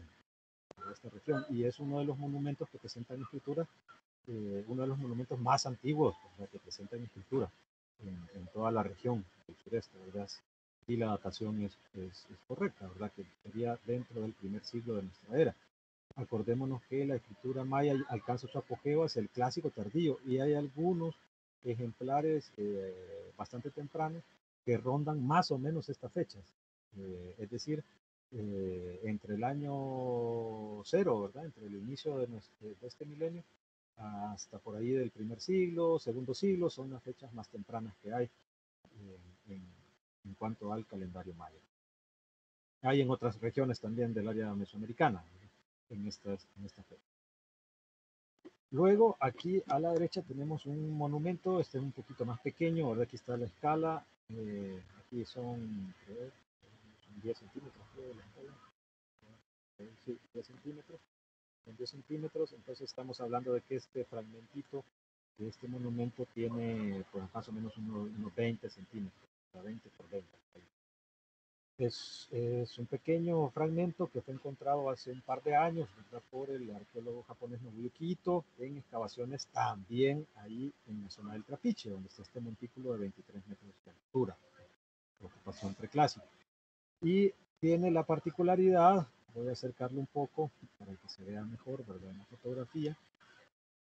Tiene la particularidad que hay una fecha también, una fecha calendárica. Aquí quizás la imagen no ayuda mucho, además de que el grabado pues ya por el paso del tiempo se ha ido perdiendo, ¿no?, pero aquí hay una barra y 2 puntos, estamos hablando, y aquí hay un símbolo de Bactún, es decir, es una fecha también calendárica dentro del calendario maya, que está haciendo referencia a un 7 Bactún. Desgraciadamente el resto del monumento, si es que existió alguna vez, pues no se ha encontrado y no se tiene completa la fecha, ¿verdad? Pero está haciendo referencia a 7 Bactún. Entonces, también preclásico tardío, allí en la zona de Chalchuapa. Vamos a seguir en la zona chalchuapaneca, ¿verdad?, que es pues de las más relevantes en el país. Y bueno, tenemos otros elementos que son muy característicos para aquel periodo en esa localidad, en ese asentamiento. Uno, el del Trapiche, foto de Nobuyuki Ito, ¿verdad?, recientes investigaciones en 2018. Ahí vemos una cabeza, aquí se le conoce como cabeza de jaguar, ¿verdad?, estilizada. La cabeza de jaguar estilizada son monumentos más o menos de unos 40, 50 centímetros de diámetro, son circulares o semicirculares, ¿verdad?, y presentan características zoomorfas en su mayoría y algunos mezclando características antropomorfas y zoomorfas, son hechos en piedra, en basalto, ¿verdad? Toda la zona que actualmente es el territorio de El Salvador está compuesto por suelos de origen volcánico. Tenemos muchos volcanes acá en el país algunos de ellos activos, y a través de la historia ha habido muchas erupciones, ¿verdad? Y pues debido a eso se tiene una gran cantidad de rocas, ¿verdad? En casi todo el territorio. El 95% del territorio es de origen volcánico. Entonces, ese tipo de roca, basaltos, andesitas, son las que se ocupan para elaborar estas esculturas, ¿verdad? Y son típicas del periodo preclásico tardío en el occidente del Salvador. Luego aquí tenemos las figurías bolinas. Esto también es un marcador, ¿verdad? Figurías bolinas se encuentran desde el occidente del Salvador hasta tierras altas guatemaltecas. Y son un marcador precisamente del periodo preclásico tardío. Se llaman así bolinas porque fueron encontradas en gran número en un inicio, originalmente en una finca, una hacienda que se llama así, la finca Bolinas en Chalchuapa. Estas vienen del sitio arqueológico Casablanca, que realmente es parte del Trapiche, ¿verdad? Ahora se ven separados, pero forman en un solo asentamiento, un solo centro ceremonial para el periodo preclásico tardío. Estas son cabezas, regularmente también es común encontrar los cuerpos, ¿verdad? De las figurías, casi todas representan individuos femeninos, y los cuerpos más del 90% en alguna etapa de gestación, ¿verdad? Parecen estar embarazadas las figurías. Luego, importante, este es importante, ¿verdad? Este es un tipo cerámico conocido como usulután, ¿verdad? Que originalmente, según las investigaciones, se comenzó a elaborar en Chalchuapa, utilizando la técnica al negativo. Los tiestos de cerámico usulután más antiguos conocidos en toda la región provienen de Chalchuapa y están fechados para más o menos el 1200 antes de nuestra era.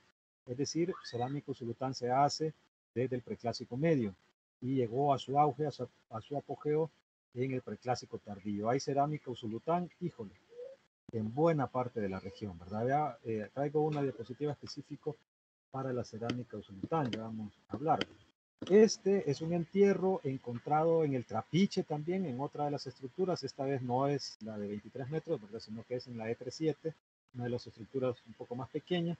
Y fue encontrado, no solo él, lo pongo aquí en la fotografía, ¿verdad? No solo este individuo, pero se encontró alrededor y junto a él las osamentas de 33 individuos, ¿verdad? Un entierro colectivo, un entierro múltiple, echado para el preclásico tardío, ¿verdad? Y algunos individuos presentaban señales de probablemente haber sido sacrificados, ¿verdad? Es decir, con señales de decapitación, y de que en algún momento pudieron haber tenido manos y pies atados, ¿verdad? Eso es lo que se encuentra en los informes de las investigaciones de William Fowler. Fue este arqueólogo estadounidense el que excavó ahí en el Trapiche en los años 80 y pues identificó este entierro múltiple de 33 individuos, probablemente, como les digo, probablemente sacrificados hacia el periodo preclásico tardío.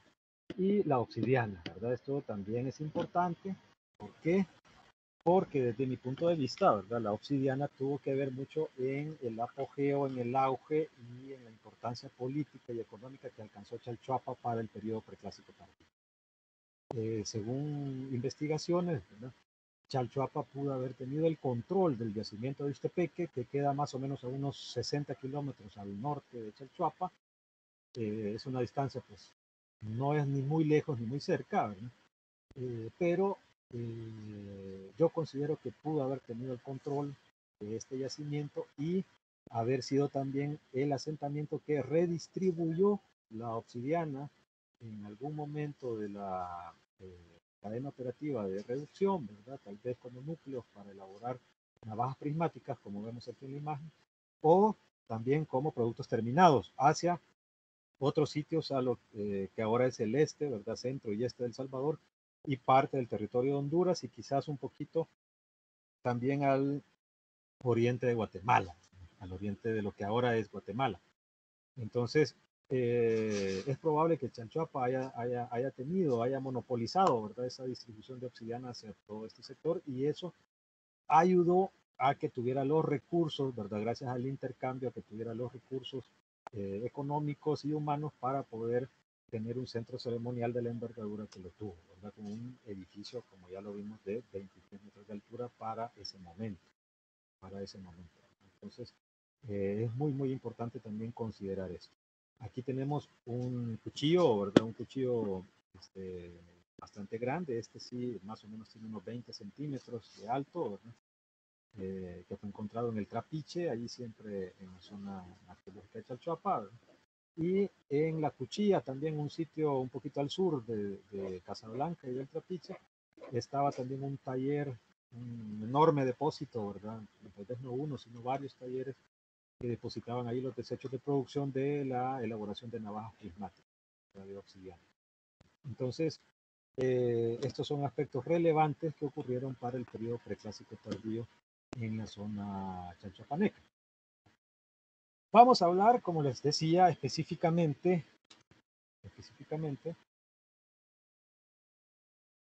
vamos a hablar de la cerámica Usulután. Me pareció a mí que es relevante, ¿verdad? Porque esta cerámica que inició su producción en Chalchuapa, hacia preclásico medio, preclásico tardío, ¿no? Al final se convirtió y se ha convertido para nosotros como investigadores en un marcador del periodo preclásico para toda la región, ¿verdad? Incluso en los años 80, Scharer, Desmares, ¿verdad? Y otros autores delimitaron dos grandes zonas geográficas conocidas como esferas, ¿verdad? Como zonas que tuvieron como elemento particular de definición las esferas cerámicas Providencia y Miraflores, en el caso de Tierras Altas y costa sur de Guatemala y occidente de El Salvador, y la esfera cerámica Huapala, en el caso del oriente de El Salvador y el occidente y sur de Honduras, o actualmente, son los territorios actuales. Entonces, ¿qué tenía como característica principal estas esferas cerámicas? Pues era que estaban definidas por la cerámica Usulután. La cerámica Usulután define estas esferas cerámicas sumado a otros elementos. Entonces podemos encontrar este tipo cerámico de origen chalchuapaneco, pues en toda esta zona, ¿verdad? En toda esta región, tanto en Guatemala como en Honduras, e incluso más allá, aunque no, de manera no tan común como en esta zona. En esta zona es casi omnipresente para el preclásico tardío la cerámica Usulután en ambas esferas. Sin embargo, se ha encontrado en otros sitios más alejados de esta zona, ya colocada en ofrendas, ¿verdad?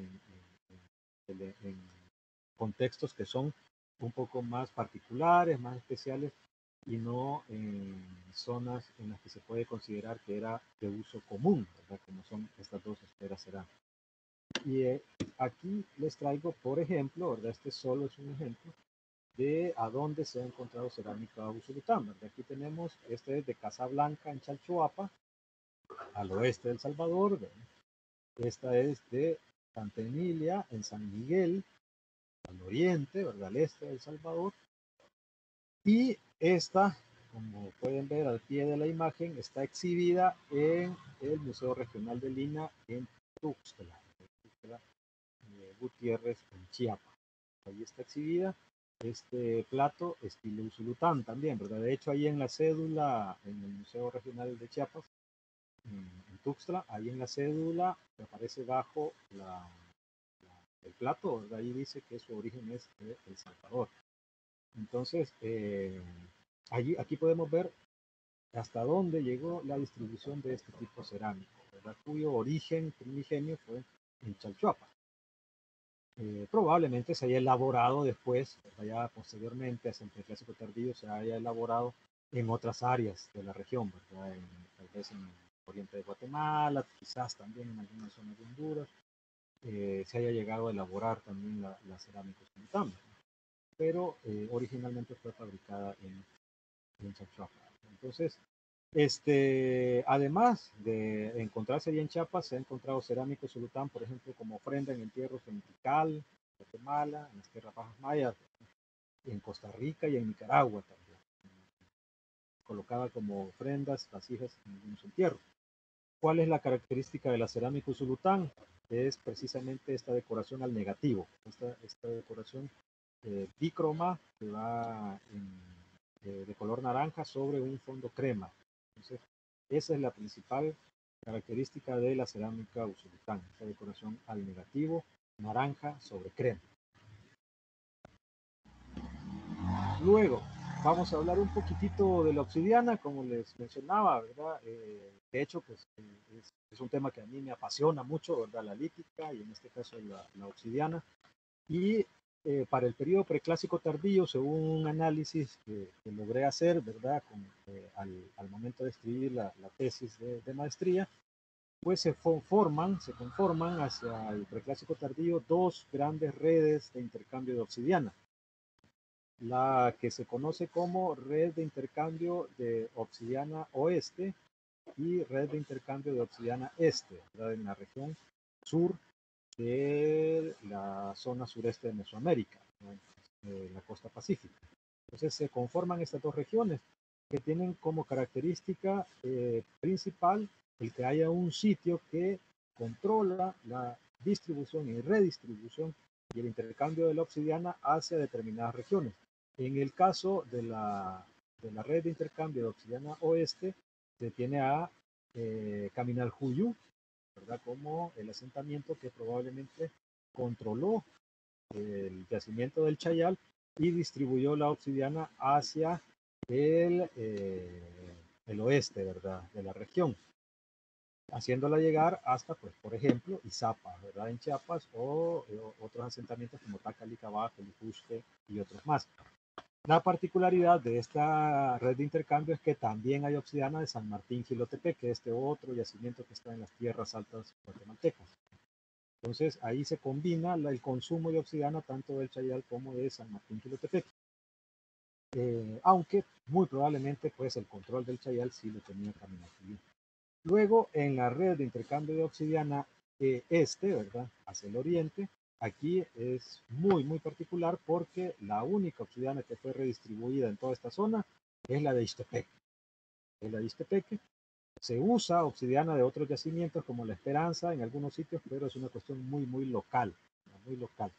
Entonces, sin embargo, la obsidiana de Ixtepeque fue la que reinó prácticamente durante toda la época prehispánica, pero especialmente en el preclásico tardío fue Chalchuapa el asentamiento que controló el yacimiento de Ixtepeque y el que se encargó de redistribuir la obsidiana hacia toda esta región. Entonces, eso también es muy relevante y todo esto ocurrió durante el preclásico o formativo tardío. Otros elementos importantes, ¿verdad? Ya casi vamos a finalizar, no se preocupen. Este es el complejo de Estela Lisa Altar, ¿verdad? Son monumentos que se colocan frente a algunas estructuras, algunas pirámides, que ubican, probablemente tenían el fin de conmemorar algún evento político, social, o incluso estar relacionadas con algún aspecto de medición del tiempo. Esta es una estela lisa y su respectivo altar ubicado frente a la estructura 5 de Casablanca, en Chalchuapa. Aquí se encuentra uno de estos monumentos, están en el eje central de la estructura, ¿verdad? Y ahí se coloca la estela lisa y el altar. Aquí en El Salvador, además de Chalchuapa, hay otros sitios en los que se ha encontrado este complejo, estos monumentos, por ejemplo en Tapalchucut, también en la zona de Izalco, un poquito al sur, ¿verdad? Al suroeste de El Salvador, ahí se encuentra también este complejo Estela Lisa Altar. Y lo traigo a colación porque se supone que fueron colocados durante el periodo preclásico tardío, ¿verdad? Y estas estructuras, especialmente en Casablanca, tienen ocupación principal hacia el preclásico tardío. ¿A dónde más hay Estela Lisa Altar? Pues hay en varias regiones. Aquí solo traigo un par de ejemplos, ¿verdad? Aquí tenemos esta Estela Lisa y Altar de Izapa en Chiapas, ¿verdad? En México. Y aquí a la derecha otro complejo Estela Lisa Altar, ¿verdad? Aquí está la estela y el altar, ubicado en el sitio Naranjo en Guatemala, cerca de la ciudad de Guatemala, un poco de la ciudad de Guatemala. Ahí se encuentra este sitio donde fueron encontrados varios de estos complejos. Estela Lisa Altar también hay en Caminaljuyu, en otros sitios de la la Boca Costa guatemalteca, ¿verdad? Y en Chiapas también hay varios sitios que tienen estelas lisas y altares. Lo traigo a colación nuevamente, acordémonos siempre de el corredor, ¿verdad? Ese corredor de la costa pacífica, ¿verdad? Que une todo este territorio. Ajá. Luego, aquí tenemos otro ejemplo, ¿verdad? Otro ejemplo. Son los famosos barrigones o gordinflones que se encuentran en algunos sitios de Tierras Altas, en El Salvador y Boca Costa en Guatemala. A la izquierda tenemos el monumento 3 del sitio arqueológico Santa Leticia en El Salvador, en el oeste del Salvador. Son monumentos más o menos grandes, ¿verdad? Tienen pues, unos 2 metros de diámetro, porque son casi circulares, son casi esféricos, ¿verdad? Tienen unos 2 metros de altura, ¿verdad? O de diámetro, y representan generalmente a individuos con los ojos cerrados, ¿verdad? Así rechonchos, ¿verdad? Probablemente, según algunas interpretaciones, quizás estén representando a individuos ya en algún grado de descomposición después de la muerte. Entonces, hay por lo menos en Santa Leticia hay 3 de estos, 3 monumentos, barrigones o gordinflones, y en otros sitios del Salvador también se encuentran otras esculturas de estas características, pero de menor envergadura, ¿verdad? Son un poquito más pequeños. ¿A cuál o con qué lo podemos relacionar? Bueno, aquí tenemos a la derecha el monumento 11 de Monte Alto, en Guatemala. Son básicamente monumentos con las mismas características. Y hay otros gordinflones en toda la costa sur de Guate y el occidente del Salvador. Entonces, estos hasta hace varias décadas, pues no se sabía realmente a ciencia cierta la datación de estos monumentos debido a sus dimensiones, ¿verdad? Tenemos rocas de 2 metros, como les digo, de diámetro. Se pensó que podían haber sido contemporáneos a ocupaciones olmecas, ¿verdad? O incluso en algún momento a mediados del siglo pasado se pensaba que podían ser pre-olmecas, ¿verdad? Pero gracias a investigaciones que hubo en los años 80 en el occidente de El Salvador y de oriente de Guatemala, el arqueólogo Arthur Demares logró fechar, ¿verdad? Logró datar algunos materiales y prácticamente se comprobó que estos monumentos son del preclásico tardío, que más o menos se elaboraron por ahí del 400, 300 antes de nuestra era. Entonces, se descartó completamente una mayor antigüedad para estos monumentos. Sin embargo, pues son muy relevantes, ¿verdad? Se hayan ubicados en sitios que, sin lugar a dudas, debieron haber tenido alguna importancia. Otros aspectos, aquí tenemos un monumento, ¿verdad? El monumento 1 de Ataco. Es un fragmento, un pequeño fragmento que se fue encontrado no hace mucho, hace pues, unos 12, 13 años, más o menos ya por 2006, 2007.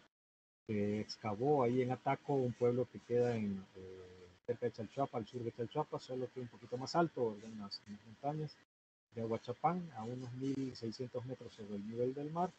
Ahí se encontraron varios monumentos, entre ellos ¿verdad?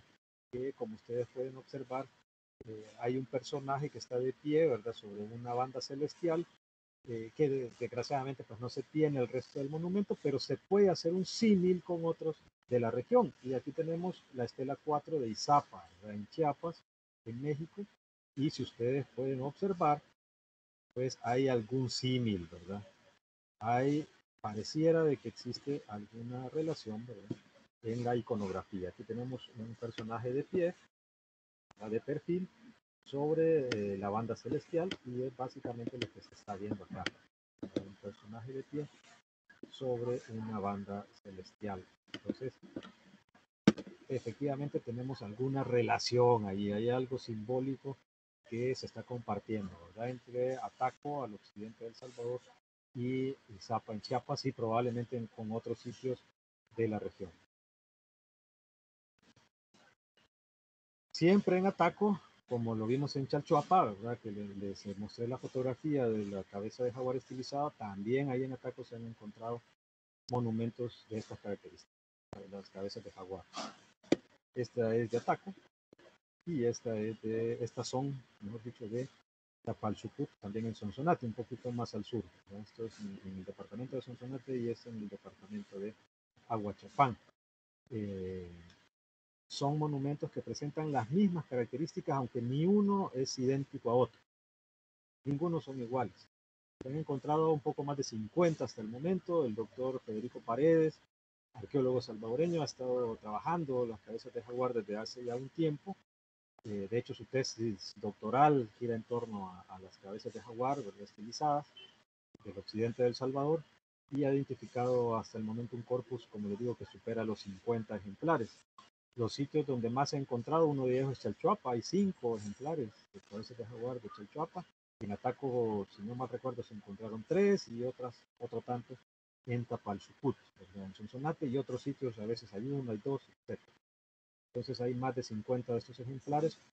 Hay elementos compartidos, las volutas, ¿verdad?, la representación de la boca, los agujeros para los ojos, la nariz. Hay elementos que se comparten, pero como ustedes pueden ver, ninguna es idéntica a otra, ¿verdad? Todas son distintas, todas son diferentes, aunque presentan esos elementos característicos similares. Otros rasgos para el periodo preclásico tardío, ¿no?, o formativo, por ejemplo, aquí tenemos las formaciones troncocónicas, ¿verdad?, también conocidas como botellones, depósitos subterráneos en otras zonas. Esta es una que se excavó en un paredón, ¿verdad?, aquí al norte de la ciudad de San Salvador, en el municipio de Ayutuxtepeque. Aquí se excavó esta formación troncocónica. Aquí pueden ver ustedes la forma, ¿verdad?, es como una especie de campana, ¿verdad?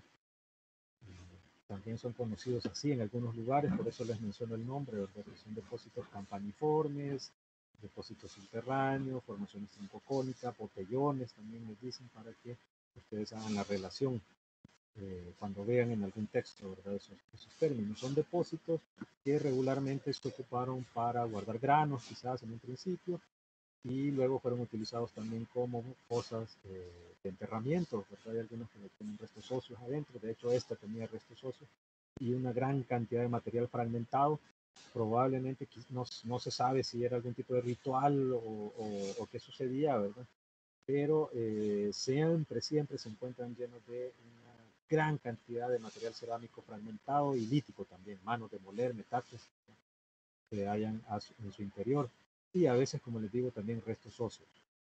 Esto tiene la particularidad de que está sellado por la erupción del volcán Ilopango. Esta piedra pómez, que ven acá, esta pequeña línea de piedra pómez y luego la ceniza blanca hacia arriba, que son los restos de la ceniza lanzada por la erupción del volcán Ilopango, que hasta el momento está fechada para el 430 de nuestra era. Entonces significa eso que esta formación troncocónica fue sellada antes, no sabemos cuánto tiempo antes, pero sí antes de la erupción del volcán Ilopango. Y finalmente los surcos de cultivo prehispánicos se encuentran en nuestro país de todos los periodos, ¿verdad? Pueden hallarse surcos del clásico, del posclásico, pero curiosamente la mayor cantidad de surcos prehispánicos que hemos identificado bajo la ceniza del Ilopango, que es conocida como TBJ, que son las siglas de Tierra Blanca Joven, ¿verdad?, porque el Ilopango ha hecho erupciones más antiguas, de 10.000 años, de 30.000 años de antigüedad, y esta es la más reciente, ¿verdad?, la última erupción grande que hizo hace 1.600 años. Entonces, por eso los geólogos le han llamado Tierra Blanca Joven. Entonces, abajo de esa ceniza regularmente se logran encontrar asentamientos que en su mayoría tienen ocupación del preclásico tardío, ¿no? Entonces, y algunas veces, como pueden ver en la imagen, se hallan no precisamente las casas, las viviendas, sino los campos de cultivo de aquella época. Y aquí se pueden ver los surcos, ¿no?, los surcos y los camellones a donde se cultivaba la tierra justo antes de que cayera la erupción, ¿verdad? Y aquí ya la capa de piedra pómez, que es la primera capa de caída o una de las primeras capas de caída de la erupción del Ilopango, que siempre se encuentra a donde está depositada la ceniza, que cayó directamente en este caso sobre este campo de cultivo. Este es un corte en una calle, ¿verdad?, ahí en las cercanías de San Salvador. en el oeste de San Salvador, de la ciudad capital. Entonces, son elementos que también asociamos al periodo preclásico tardío en el caso del territorio que ahora es El Salvador. Entonces, bueno, les agradezco la atención, ¿verdad? La paciencia, espero no haberlos cansado. Es un breve resumen, como les digo, de la ocupación para el periodo formativo en el territorio que ahora se conoce como El Salvador. Muchas gracias.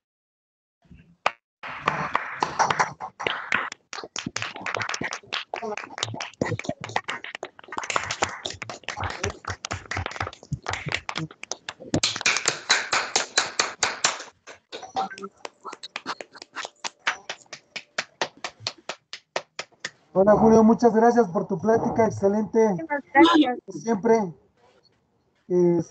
pues damos paso a la sesión de preguntas. Pueden abrir sus micrófonos, sus cámaras para lo que le quieran preguntar al maestro Julio César. Okay. Una pregunta, profesor. ¿Pudiera decirme nuevamente de qué material estaba hecho la cerámica que nos mencionó? Ah, la cerámica Usulután. Ajá, sí. Sí, bueno, favor, la gracias. cerámica Usulután es, como el resto de elementos cerámicos, ¿verdad? Está fabricada de arcilla, ¿verdad? Una arcilla local, pero la característica principal que tiene es la decoración, que es negativa. Es una técnica que se conoce como batik, ¿verdad? Es decir, se hace la decoración previo a la cocción, se le tapa con una especie de cera, ¿verdad? Y al momento de la cocción esta desaparece, por eso se le llama negativo, ¿verdad? Porque al final la decoración es la que desaparece al momento que se hace la cocción. Y fue elaborada en colores principalmente que van del naranja hasta el café sobre el fondo crema. Esa es la característica principal. Es una decoración negativa, naranja sobre crema. Es la característica principal de la cerámica Usulután. Muchísimas gracias. Okay. ¿Alguien más? Adelante. Yo, maestro. Adelante. Maestro, ¿se puede? Sí, adelante. Sí, buenos días todavía. Pues muchísimas gracias, maestro, por su ponencia muy enriquecedora y es de veras muy agradable escuchar la similitud que se encuentran de las evidencias y que están tan lejos y a la vez tan cerca. Yo soy de Orizaba y al oír mencionar Córdoba, Orizaba y señalarnos las figurillas que tienen similitudes, de veras que es muy excitante.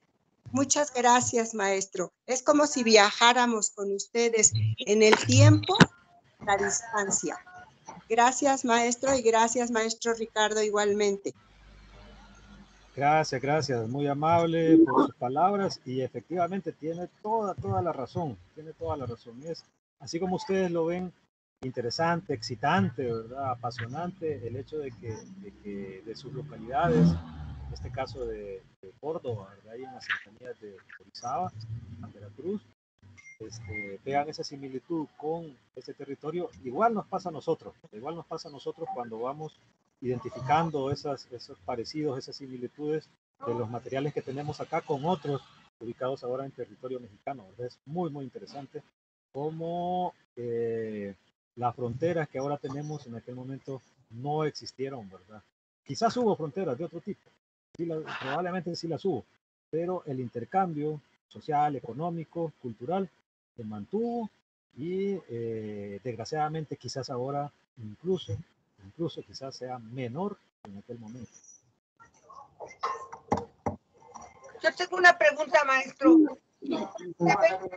Los tiempos que usted nos señala para los asentamientos en Mesoamérica, Chalchuapan es de los más antiguos, de los más viejitos, tal vez más que muchos de nuestra tierra, de nuestro México. ¿Cómo es posible? O sea, la pregunta es, ¿estos hombres vinieron de abajo hacia arriba o de arriba hacia abajo? ¿Cómo está esa peregrinación? ¿O fue al mismo tiempo? Porque los tiempos me indican que Chalchuapan es mucho más antigua que todo lo demás de Mesoamérica. ¿Cómo estuvo esa peregrinación, maestro? Muy interesante la pregunta. Fíjese que Chalchuapa sí es uno de los más antiguos, que tiene ocupación más antigua, es cierto, más o menos 1200 antes de nuestra era, pero fue contemporáneo a otros sitios, a otras ocupaciones en toda Mesoamérica, es decir, no estaba solo, ¿verdad? No estaba solo, había ocupación en Chiapas, por ejemplo, y bueno, de hecho, antes de mencionar eso, de hecho, hay asentamientos más antiguos de Chalchuapa aquí en el territorio salvadoreño y en Chiapas, en la costa sur de Guatemala también. El Carmen, uno de los sitios que les presenté al principio del preclásico temprano, tiene una ocupación más antigua que Chalchuapa, 1700 antes de nuestra era. Y era contemporáneo a sitios como el Mesac en la costa de Guatemala y Paso de la Amada en Chiapas, en México, y contemporáneo a otros sitios en la zona de Oaxaca y en el altiplano central mexicano. Es decir, no es que solamente acá haya habido asentamientos tan antiguos, realmente eran contemporáneos a otros asentamientos en la región. Y la ocupación, como bien usted lo menciona, según las investigaciones, ¿verdad?, actuales, la principal ocupación del continente americano cuando el ser humano entró viene de norte a sur. Digo la principal porque hay teorías, también hay hipótesis que plantean que también hubo población desde el sur, probablemente por medios marítimos, ¿verdad?, llegando a Sudamérica.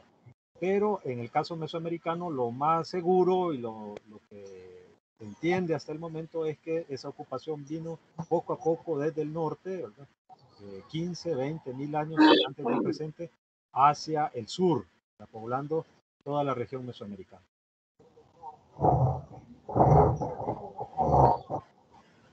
Muchas gracias, maestro.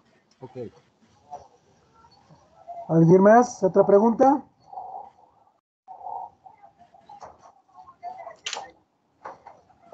Una pregunta, maestro, y muchísimas gracias por toda su exposición.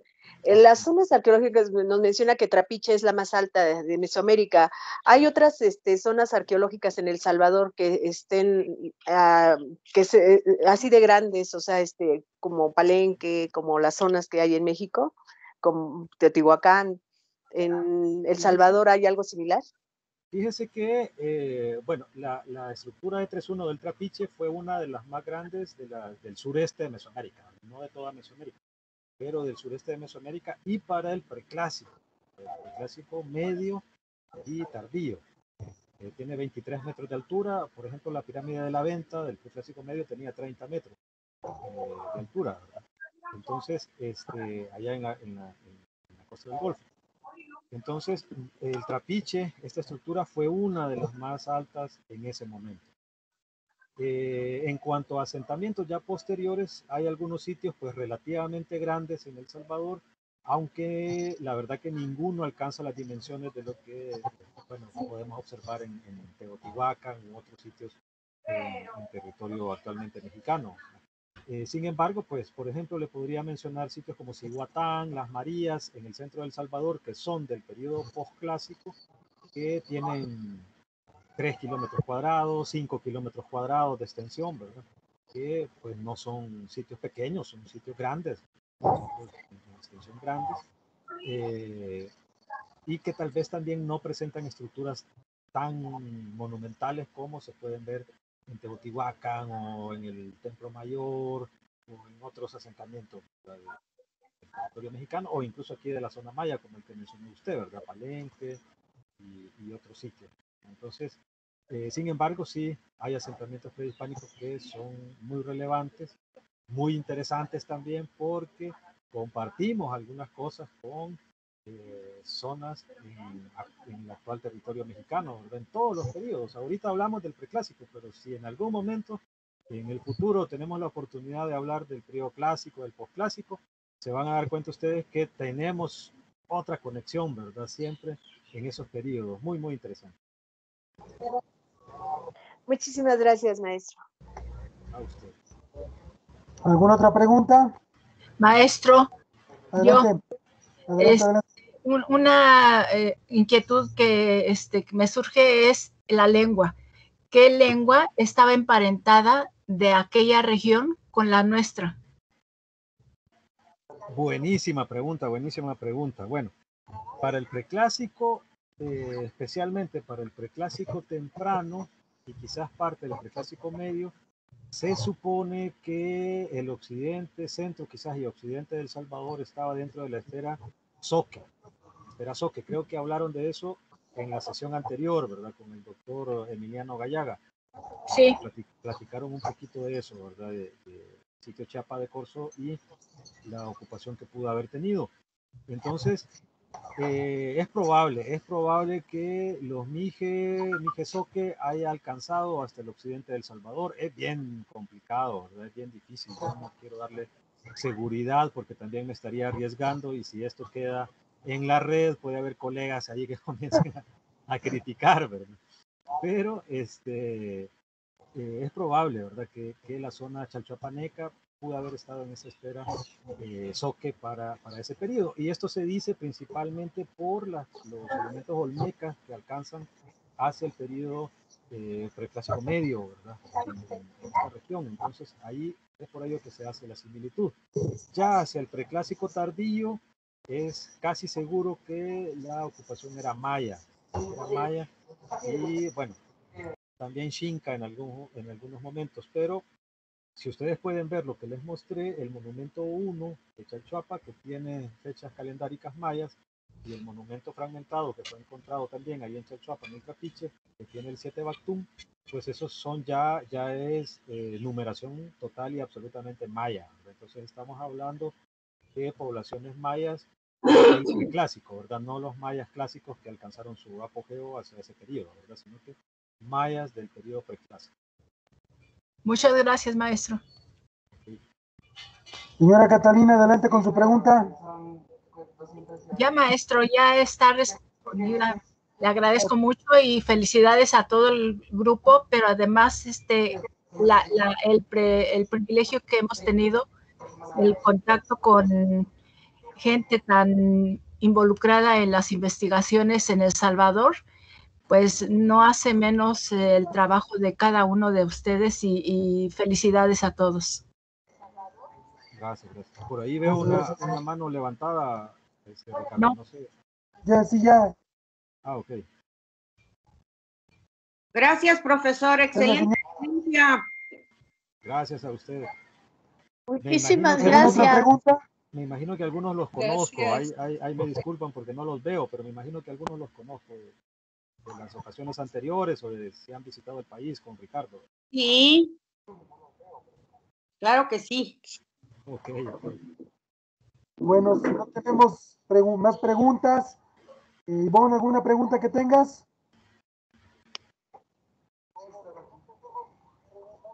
Mi audio. Es que ahí está, perdón, no sabía si estaba conectado o no mi audio.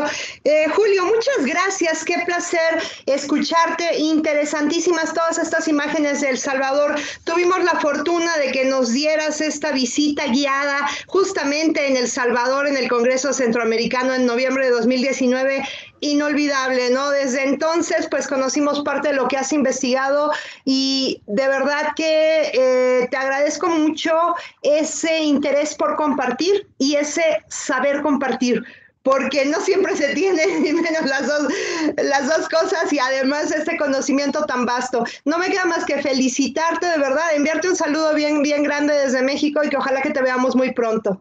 Gracias. Un abrazo.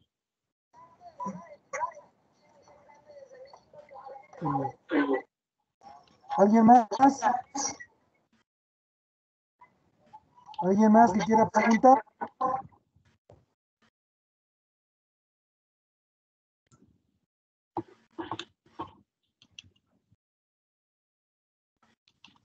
Gracias, Ricardo. Muchas gracias.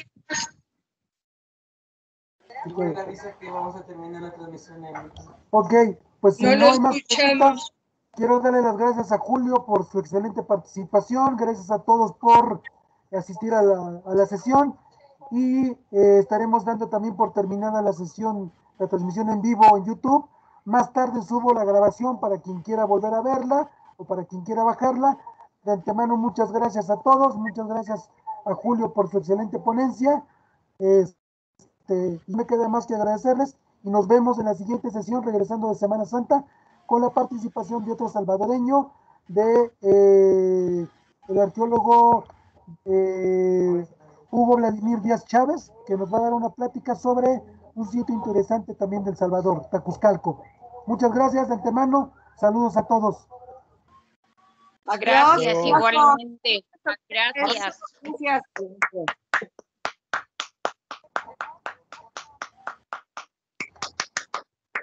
Gracias, Julio.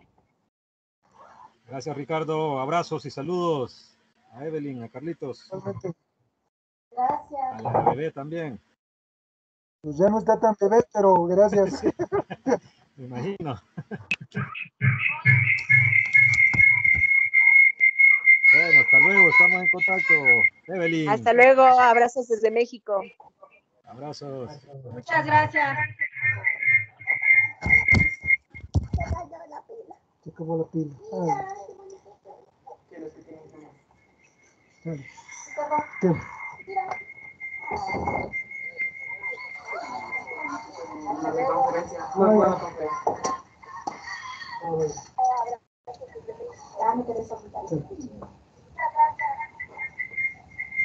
No, gracias a todos, saludos. Gracias.